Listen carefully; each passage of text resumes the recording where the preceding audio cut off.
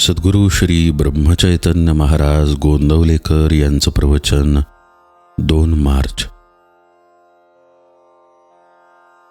मनुष्याने प्रपंचात कसे वागावे. खरोखर जगात माझे हित अगर अनहित करणारा जर कोणी असेल तर तो माझा मीच. मी करता ही भावना ठेवली की फळ भोगण्याची इच्छा राहते. मनुष्याला वाटत असते की आपल्याला दुःख होऊ नये, आजारपण येऊ नये, पण तरीसुद्धा आजारपण आणि दुःख तो टाळू शकत नाही. म्हणजे मी करता ही जी आपली भावना असते ती निखालच खोटी ठरते. मालकी नसताना घराची मालकी गाजवण्याचा आपण प्रयत्न करतो, याला काय करावे.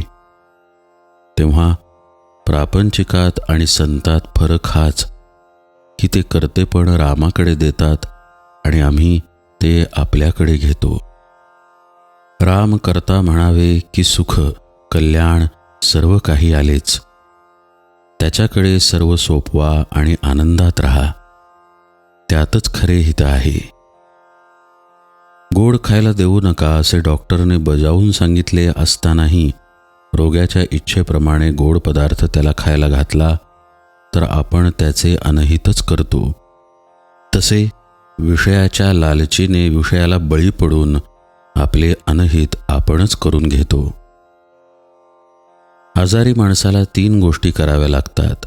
1 कुपथ्य टाळणे, 2 पथ्य सांभाळणे आणि 3 औषध घेणे. तसेच भवरोग्यालाही 3 गोष्टी कराव्या लागतात.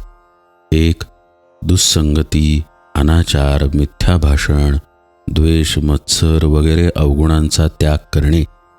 2 सत्संगती, सद्ग्रंथ सेवन, सद्विचार आणि सदाचार असणे. आणि 3 आणि सर्वात महत्त्वाची गोष्ट म्हणजे नामस्मरण करणे. हेच औषध सेवन होय. साधन हे वयावर अवलंबून नाही. मी केव्हा जाणार हे माहीत नाही, तेव्हा वयाने मी मला मोठाच म्हटले पाहिजे. आपण आपल्या जिभेला नामाचा चाळाच लावून घ्यावा. पहिल्याने विसरेल, पण सवयीने आपोआप आठवेल आणि मग भगवंताच्या अस्तित्वाची जाणीव होईल. साधनात थोडी बळजबरी पाहिजेच.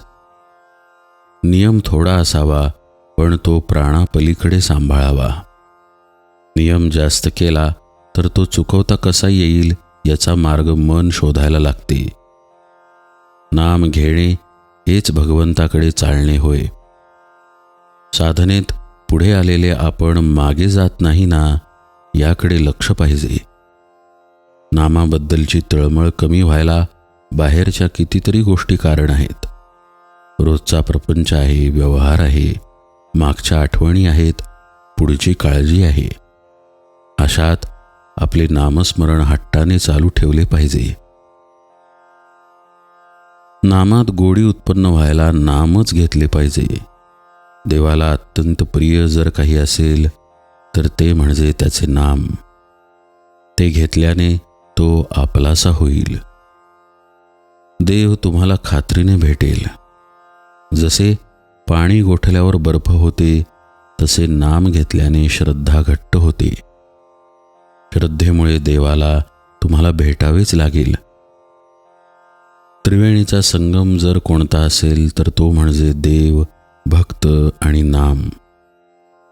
जिथे देव असेल तिथे भक्त आणि नाम असते, आणि जिथे भक्त असतो तिथे नाम आणि देव असतो. तुम्ही भगवंताच्या प्रेमाने अगदी भरून जा. आपापसात प्रेम वाढवा.